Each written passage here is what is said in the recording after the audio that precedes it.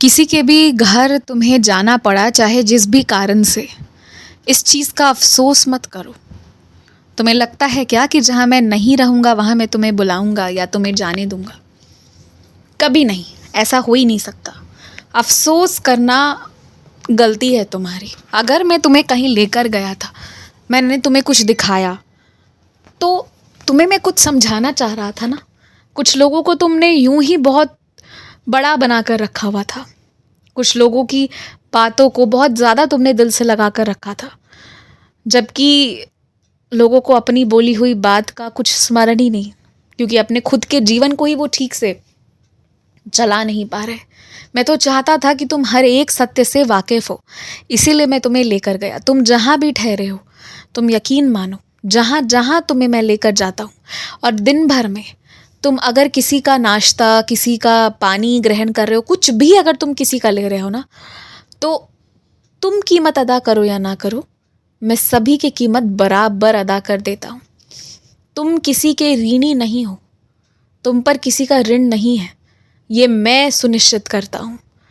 तो मन में इस तरह की बातें रखकर चलना गलत होगा। तुम्हारे साईं जो है ना, वो तुम्हें जहाँ भी भेजते हैं, वहाँ का इंतज़ाम तुम्हारे साईं पूरा पूरा करवाते हैं। यहाँ तक कि अगर तुम किसी के घर ठहरने जाते हो ना, तो मैं उसकी आमदनी इतनी ज़्यादा करवाता हूँ ना कि तुम्हारे ठहरने का प्रबंध करने में अलग से कोई खर्च आता ही नहीं है।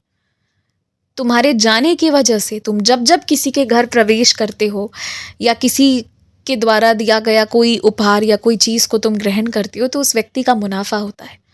इतनी सोचो, इतनी ज़्यादा कृपा है तुम्हारे ऊपर कि तुम जिसके जीवन में प्रवेश करते हो, उसका मुनाफा, उसकी बढ़ोतरी होती है। इसीलिए तुम्हें किसी भी चीज़ से उदास नहीं होना चाहिए। तुम किसी का कुछ नहीं लिए हो, तुमने मैंने लेने के लिए भेजा ही नहीं है। मैंने तो तुम्हें इसलिए भेजा है कि तुम सभी को प्रेम दो, तुम सभी को एक ऐसा संदेश दो कि जिसमें सभी मेरे रंग में ऐसे रंग जाएं कि एक दूसरे से प्यार करें, मानवता बरकरार रहे। इसीलिए तुम्हें भी ज़्यादा नहीं सोचना चाहिए। अपने मन से सारी बातें, सारी कड़वाहटें अब निकाल दो। और वैसे भी रात का समय हो गया है, अब तक तुमने भोग नहीं लगाई है, जल्दी से भोग लगा दो।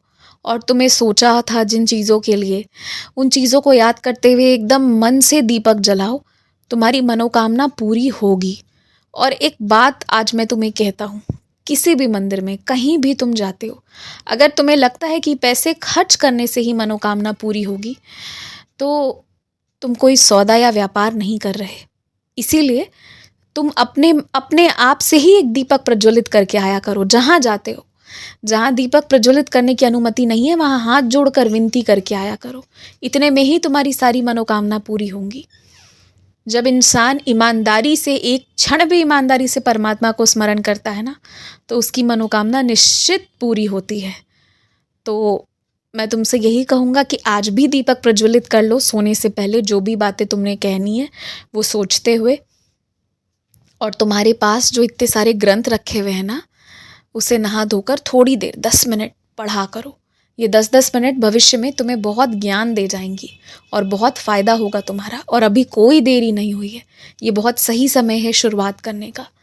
खूब खुश रहो, चैन से सो जाना।